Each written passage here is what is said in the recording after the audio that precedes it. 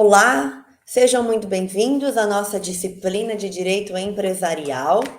Daremos início ao módulo 2, onde abordaremos a empresarialidade e o tema de sociedades. Sociedades também será objeto de um outro módulo no seu início, em razão de demandar aí um maior tempo e algumas minúcias que precisam ser apreciadas. Na unidade 1, vamos abordar o registro empresarial, estudar os microempresários e os empresários de pequeno porte. Bem, começando pela regra do registro empresarial. Já vimos o conceito de empresa, de estabelecimento empresarial, e para que uma empresa nasça, é necessário o seu registro. Então, é importante que o empresário busque a sua regularidade. Para que o empresário, então, esteja regularizado, ele precisa buscar o seu registro junto ao órgão competente para tanto, que veremos quais são no sistema jurídico brasileiro. O empresário individual, o ideal é que ele faça isso, antes de iniciar as suas atividades, porque se ele não fizer isso, ele estará irregular. Por sua vez, quando a opção para exercer uma atividade econômica organizada será aí por vias de uma sociedade, portanto, mais de um empresário junto, tá? Essa sociedade pode dar início à sua atividade, tendo um prazo aí estabelecido no Código Civil de até 30 dias após aí o seu início, a sua constituição, para requerer, para dar início a essa regularização perante o órgão competente. E aí, algo importante a ser aí pontuado é que o registro não é ele que vai caracterizar alguém como empresário ou não.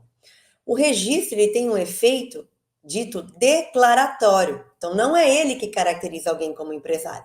Ele apenas determina se o exercício daquela atividade empresarial está ocorrendo de forma regular ou não. O exercício de uma atividade empresarial sem registro significa que ele está irregular. Quando ele está regular, é porque então ele buscou o seu registro. Ok? Daí a ideia de um efeito declaratório e não constitutivo, porque o que constitui alguém como empresário é o início da atividade. E é para que ele fique regularizado, ele tem que buscar esse registro. Vejam, as regras aí de registro estão previstas tanto no Código Civil, ali do artigo 1150 ao artigo 1154, mas também ela é matéria, objeto aí específico de uma lei no Brasil, que é a lei número 8.934 de 1934, que criou o chamado Sistema Nacional de Registro de Empresas Mercantis, identificado pela sigla SINREM. E o SINREM, ele é estruturado a partir de um órgão central, chamado aí de Departamento Nacional de Registro do Comércio, identificado pela sigla DNRC, tá? E vejam, este órgão, embora criado lá na lei que criou o Sistema Nacional, ele foi extinto e foi substituído por um Departamento de Registro Empresarial e Integração, chamada aí de DREI, tá? Veja, então, toda vez que a lei 8934 fizer menção à sigla DNRC, hoje este órgão, na verdade, é o Departamento de Registro Empresarial e Integração, conhecido aí pela sigla DREI, o DREI. Tá? Então, foi uma situação em que houve alteração, porém esqueceram de alterar a sigla na lei que regulamenta o assunto. Isso às vezes acontece, daí a importância de estudarmos uma lei seca a partir de estudos de doutrina para entendermos o seu contexto. Além deste órgão central, que vai aí sistematizar, que vai aí ser aquele órgão do âmbito federal, que tem aquela estrutura administrativa da União, e tem essa função mais de supervisão, de orientação, a função de estabelecer normas gerais para todos os demais órgãos que atuam no âmbito local. Então, este é o DREI. Nós temos os órgãos locais, que são mais conhecidos, que são as juntas comerciais. Tá? Então, quando falamos em registro, falamos em 2 órgãos vinculados ao sistema, que é o SINREM, a junta e esse departamento de registro empresarial e integração. Tá? Então, o departamento de registro empresarial e integração, ele é o órgão máximo, considerando aí a questão técnica. Tá? Ele tem essa função de supervisionar, de orientar, e essa função de normatização de registro de empresas no âmbito nacional. Tá? E este sistema é composto por órgãos locais também, que são as juntas comerciais. A junta comercial, tá? Ela vai ser um órgão estadual, tá?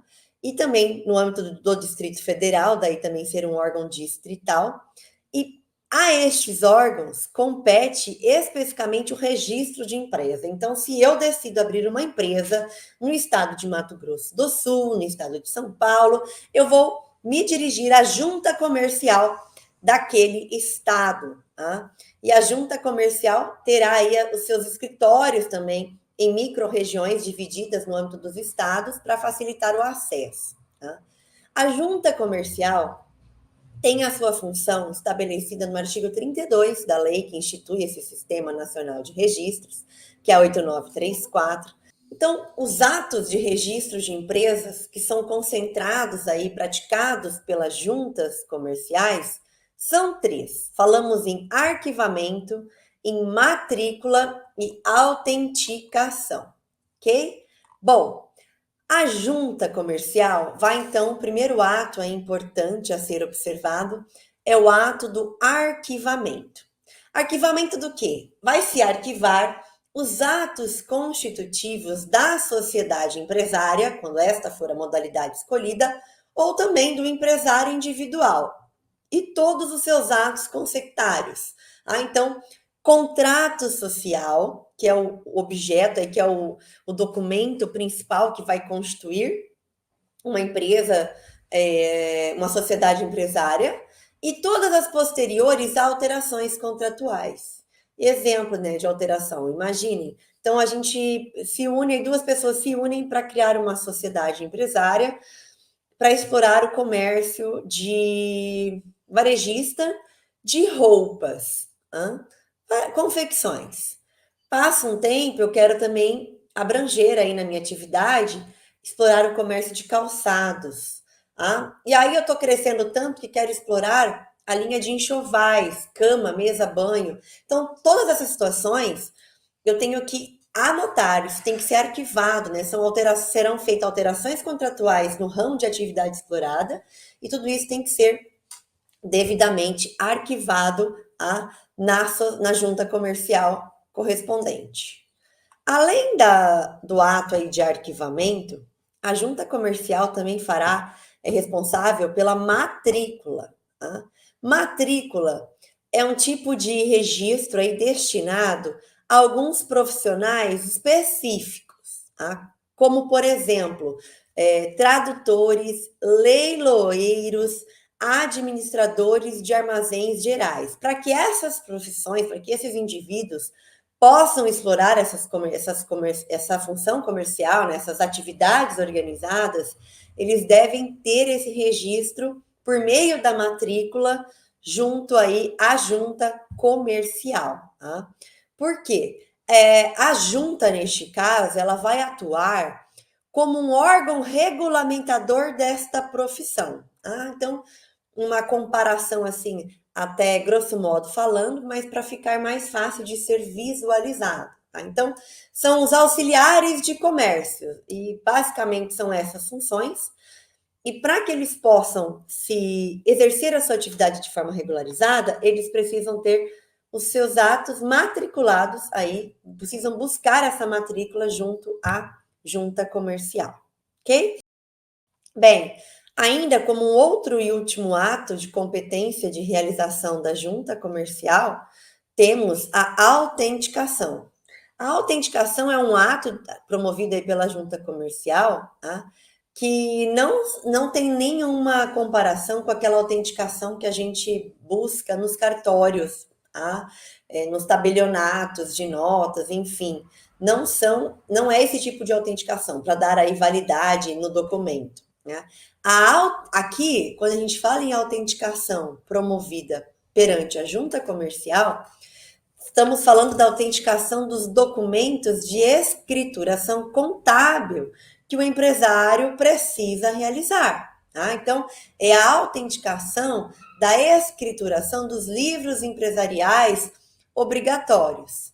A junta ela vai examinar, vai verificar se todos os livros, né, da contabilidade exigida para aquela sociedade empresária, para aquela atividade empresarial, estão em conformidade com os requisitos aí exigidos para tanto. Então, existe toda uma regra, né, todo mundo da contabilidade comercial que tem que ser respeitado por aquele que exerce atividade empresarial.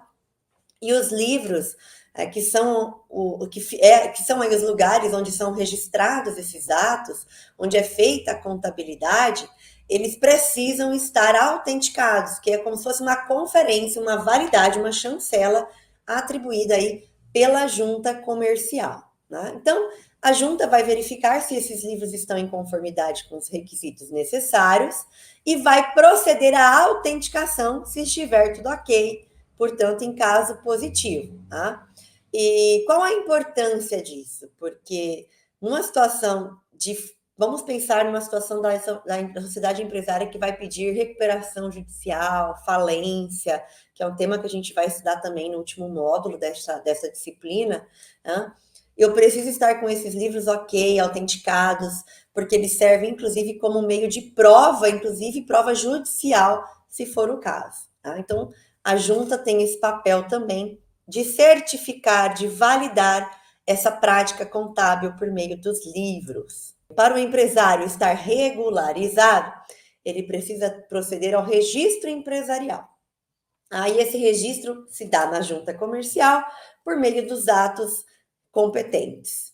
Mas a pergunta que faço é: se eu optar por não dar andamento regularizando a minha situação e resolver praticar a minha atividade de forma irregular, tá? Quais são as principais consequências do empresário irregular? Tá?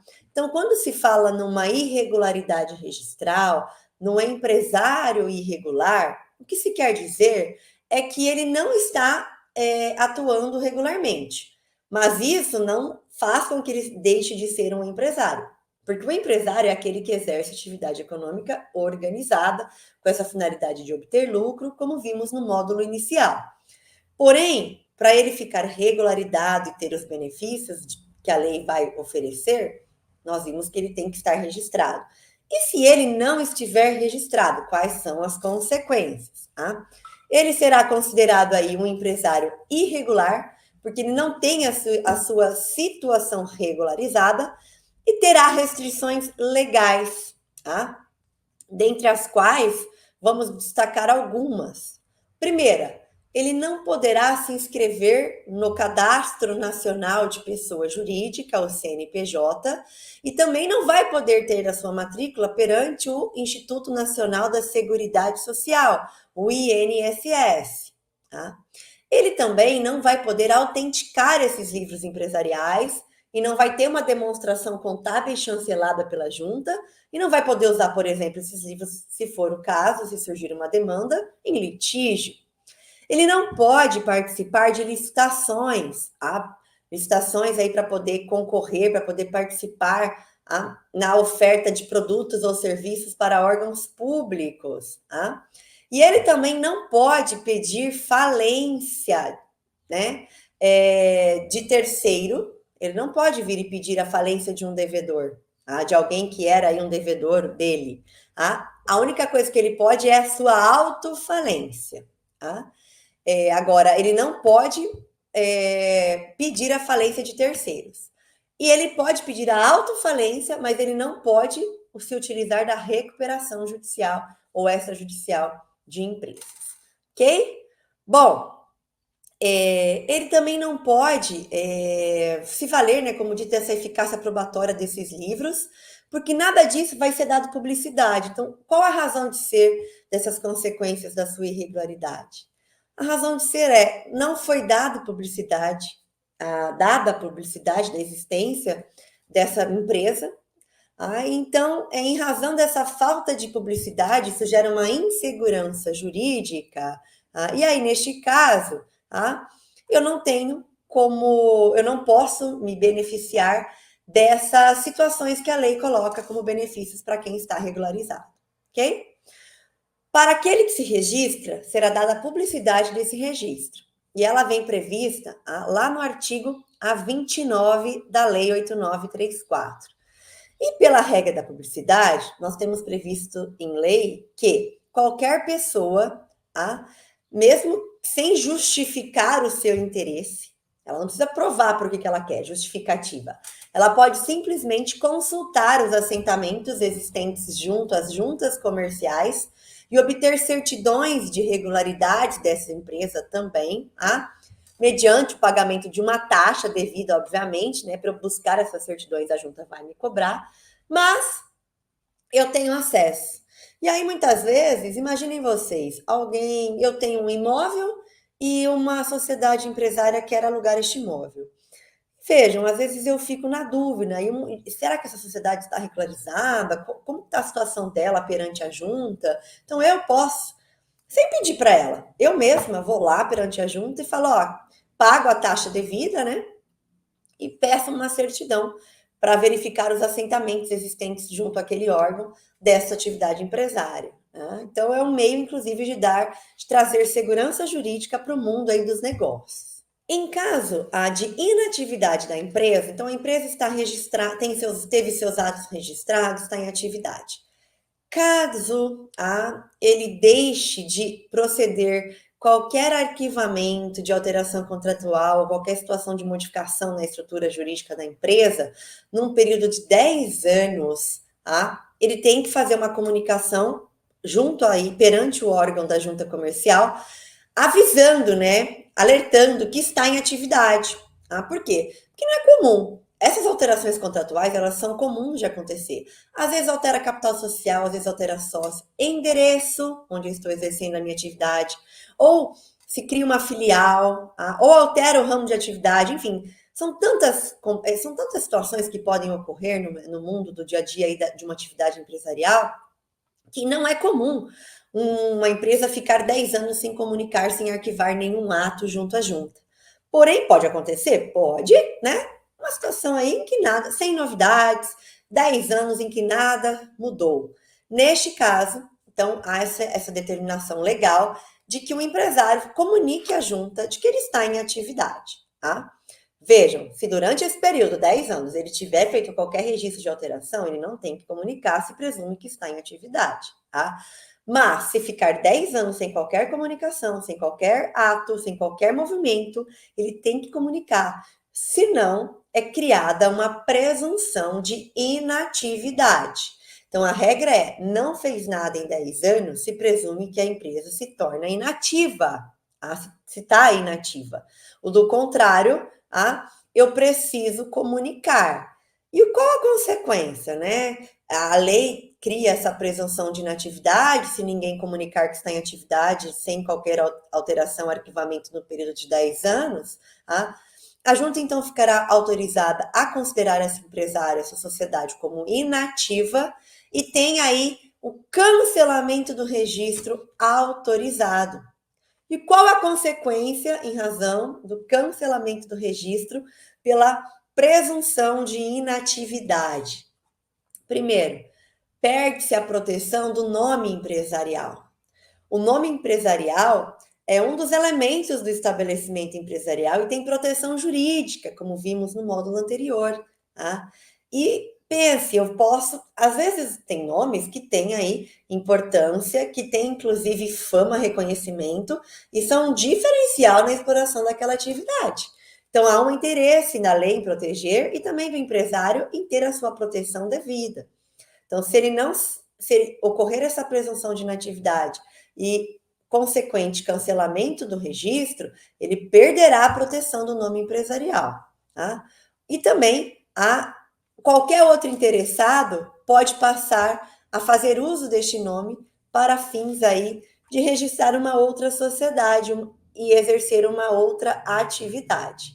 Se não houver, então, esse comunicado, né, qualquer arquivamento no período de 10 anos, e não houver comunicado de que está em atividade, é que se opera essa presunção de inatividade e, consequência, cancela-se o registro e perda do nome empresarial, outra pessoa pode vir fazer uso dele para registrar a sua sociedade, ok? Isso é regra? Não. Desde que o empresário comunique, isso não vai acontecer, ok?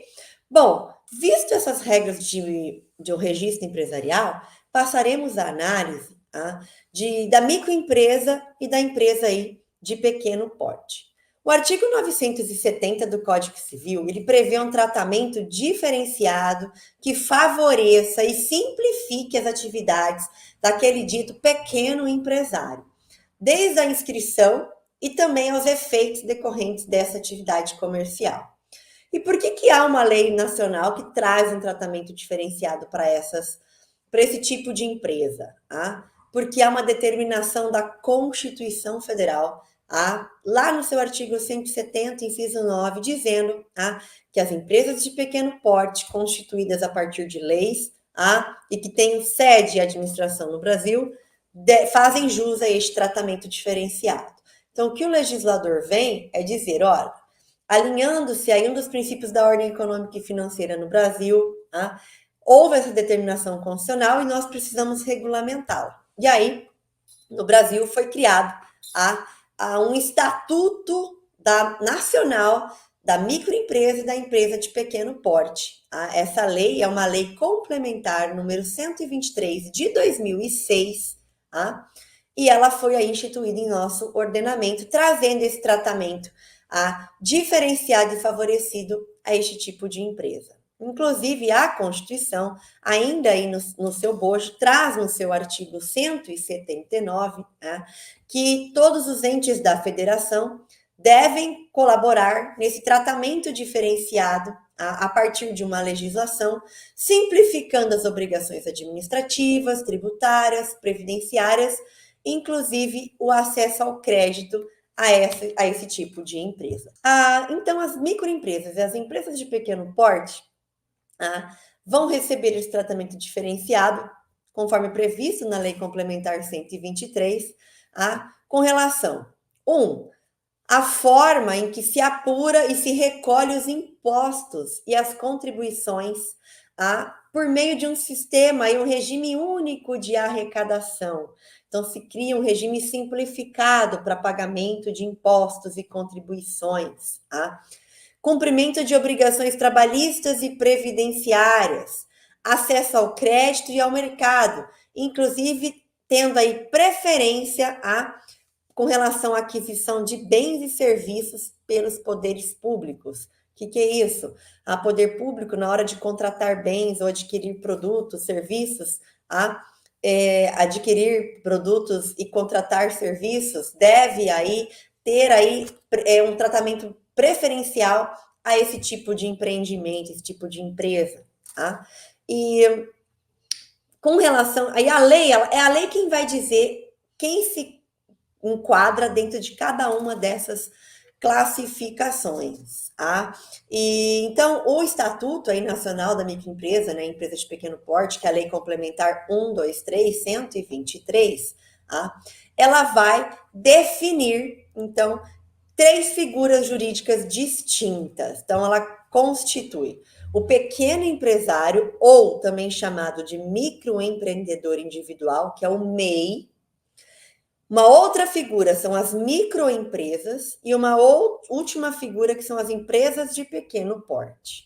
Então, tratamento favorecido e diferenciado, estamos falando em 3 figuras distintas. Para o pequeno empresário, que é o MEI, microempresa e empresa de pequeno porte. O MEI tem aí a sua previsão, o pequeno empresário, lá no em artigos, né, conforme destaquei aqui, do Código Civil e também na Lei Complementar 123. E quem é o MEI? Né? O MEI é aquele pequeno empresário que ele trabalha por conta própria. E ele se legaliza, então, como um pequeno empresário e, fazendo isso, ele pode optar pelo regime, né, de tributação conhecido como Simples Nacional. Para ser um MEI, Tá? O seu faturamento não pode ser superior a R$ 81 mil por ano. Tá? E vejam, esses valores foram inclusive atualizados, tá? Porque quando a lei foi criada era 60 mil, e aí isso já foi objeto de reforma recente, então são legislações posteriores que alteram aquela legislação originária, tá? Em razão, né, de índices e tudo mais, inflação e a necessidade de se atualizar após um período. Então, hoje, o MEI é para quem fatura até R$ 81 mil. Quem não pode ser MEI? Né? Não pode ser MEI quem exerce a atividade intelectual e tenha o que nós chamamos de conselho de classe. Tá? Então, e nenhum tipo de sociedade, né? Sociedade empresária não vai ser MEI, porque requer aí a ideia do empreendedor individual. Tá? Então, médico, engenheiro, dentista, advogado, psicólogo, esses indivíduos que possuem conselho de classe, exemplo, a OAB, o CREMESP, tá? Esses indivíduos, o CREFITO, eles não podem ser MEI, tá? Eles podem optar por outro tipo de empresa, ou tipo de sociedade empresária, mas não o MEI, ok? O MEI não pode ter sócios. O MEI não pode ser proprietário de outra empresa. E o MEI não pode participar de outro negócio, como sócio ou como administrador. Tá? Então, além de não ter sócio, ele também não pode ser sócio em outro negócio. E o MEI pode ter, no máximo, um empregado contratado. Tá? Então, é para aquele pequeno negócio mesmo, geralmente um pequeno negócio, mas doméstico, até vamos dizer, que envolve aí um faturamento baixo, tem um único empregado, e, portanto, é uma atividade bem mais restrita. Bom, já a ME, que é a microempresa, e a EPP, a empresa de pequeno porte, eles têm aí a previsão apresentada, aí, né, são as situações jurídicas que vão aí os definirem também na legislação. E a ME é uma sociedade empresária, ou uma sociedade simples, ou até mesmo uma empresa individual de responsabilidade limitada, devidamente registrada nos órgãos competentes, portanto tem que ter registro na junta comercial, e no ano calendário essa receita é igual ou inferior a R$ 360 mil. Tá? Agora, se você for tudo isso que nós dissemos com relação à ME, mas tiver uma receita superior a 360 mil, de até, ou seja, inferior a 4,8 milhões de reais, o indivíduo aqui, a sociedade, já passa para a categoria de empresa de pequeno porte. Tá? Então, a ME e a EPP, o que muda entre elas é o faturamento. Tá? Até 360 mil ME, passou disso, até 4,8 milhões, será aí enquadrado como empresa de pequeno porte. Ambas, tanto uma contra a outra, elas podem atuar aí, ser optantes desse regime tributário simplificado, mas elas também têm a opção de um regime tributário do lucro presumido. Então, é uma das vantagens, né? Qual é o tratamento favorecido, como a gente visualiza aqui? É justamente essa questão do regime de tributação simplificado. As regras gerais para ambas. O ano calendário, né, que é o que vai definir aí o faturamento e o enquadramento de cada uma dessas empresas, é o ano civil. Então, ele vai de 1º de janeiro a 31 de dezembro. Tá? A própria lei aí, a Lei 123, ela traz um rol de exclusão de pessoas jurídicas que, mesmo que se enquadrassem dentro desse limite com relação à receita bruta do ano calendário anual, elas não podem, em nenhuma hipótese, serem consideradas ME ou EPP. E quais são essas situações, né? Quais são essas empresas que estão totalmente excluídas das hipóteses de EPP e microempresa? Então, são empresas que tenham na participação no seu capital social outra pessoa jurídica, independente da sua natureza. Então, se eu tiver como sócio pessoa jurídica, não pode ser ME ou EPP. Sócios apenas pessoas físicas. Se houver filial, sucursal, agência ou representação no país de pessoa jurídica que tenha sede no exterior, também não pode ser optante de ME ou EPP, não vai ser favorecido, porque é apenas para quem tem sede, filial e tudo mais, apenas no Brasil, no país nacional. Ah, se houver participação no capital social de pessoa física que esteja inscrita em outra empresa, que também tem aí um regime jurídico diferenciado pelo mesmo estatuto e ultrapasse a receita bruta global. Tá? Então, o somatório de ambas as empresas que essa pessoa participa ultrapassa esses limites legais estabelecidos pela lei complementar. Também não vai poder ser beneficiada dessas e ter esse tratamento diferenciado, sobretudo a questão tributária, né? O que muito atrai ME e EPP é a questão tributária, o regime simplificado. Tá?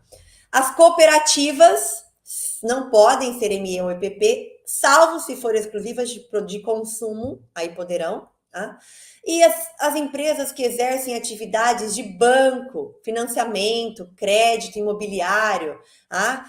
Seguros, capitalização, e até mesmo de previdência. Esse tipo de atividade empresária não pode ser beneficiada aqui pelas formas de ME ou EPP, ok? Vejam, se acontecer qualquer uma dessas situações elencadas nesse rol do parágrafo 4º do artigo 3º, automaticamente essa empresa vai ser excluída do regime especial que ela vinha se favorecendo a partir do mês seguinte ao que haja aí se caracterizado, configurado essa situação impeditiva. Tá? E vamos imaginar que alguém opte por ME e está praticando atividade, e ela se enquadrava como ME. Mas, de repente, o negócio deslancha, tem um faturamento que super se eleva e excede esse limite dos 360 mil de receita bruta ao longo do ano calendário. O que vai acontecer com ela? Ela automaticamente passa a ser uma EPP, né? Então ela sai de ME e passa a ser EPP, mas somente no ano calendário seguinte. Então, dentro daquele ano, ela ainda fica ali com aqueles benefícios, no ano seguinte ela vai migrar para a EPP. Agora, e se for o contrário? Se eu era EPP, estou como EPP, só que eu tenho queda no meu faturamento e a minha receita bruta não passou de 360 mil. Então, embora eu fosse EPP, alguma coisa aconteceu. Vamos imaginar a situação até que estamos vivenciando do Rio Grande do Sul. Muitas empresas ali que eram optantes, que eram EPP, terão queda, né, no seu faturamento. E pode ser que elas passem para a situação de ME. E o que vai acontecer? Qual a determinação legal? Né? Elas vão passar também para essa condição de ME no ano calendário seguinte. Agora, se for EPP e tem o superfaturamento que excede esses 4,8 milhões ao longo do ano calendário, ela fica excluída deste regime especial aí, desse tratamento favorecido, no mês seguinte ao que tenha excedido, e sai fora, não vai poder ser beneficiada desse regime diferenciado no mês seguinte. Porém, com relação à EPP, ainda tem uma exceçãozinha trazida pela lei. Se esse excesso de 4,8 não superar 20% desses 4,8, ou seja, se esse excesso não for maior que hoje, né, neste valor, 960 mil, não será no mês seguinte, somente será no ano calendário seguinte. Mas vejam se houver esse excesso dentro de 20% do faturamento de 4,8. Se exceder mais de 960 mil, se for R$1 milhão, no mês seguinte ela já estará excluída desse regime diferenciado e favorecido, ok? O enquadramento, reenquadramento e desenquadramento de ME e EPP pelas juntas comerciais são efetuados por meio daquele registro que vimos no início da aula, do arquivamento. Tá? Então, são declarações procedidas aí, feitas pelo empresário ou pela sociedade, num instrumento próprio para isso. Então, é uma declaração de enquadramento, reenquadramento ou desenquadramento desse tipo de benefício aí que a sociedade vai receber. E essa declaração é arquivada na junta comercial. ok? Por fim, um último tratamento diferenciado que a legislação traz para esse tipo aí de empresa, tá? Será que se enquadrarem como tal, né, como E, como EPP ou até mesmo como MEI, está previsto que se aplicam a elas o disposto na Lei 9.099 de 95, que é a lei que trata dos juizados especiais no Brasil. Tá? Então, pessoa jurídica, como regra, não pode ter acesso, não pode ser parte aí ativa, não pode demandar uma ação nos juizados especiais. Porém, se ela for ME ou EPP, elas podem sim ser proponentes de ações perante o juizado especial. Muito obrigada, aqui estão nossas referências e encerramos a nossa unidade 1 do módulo 2. Bons estudos!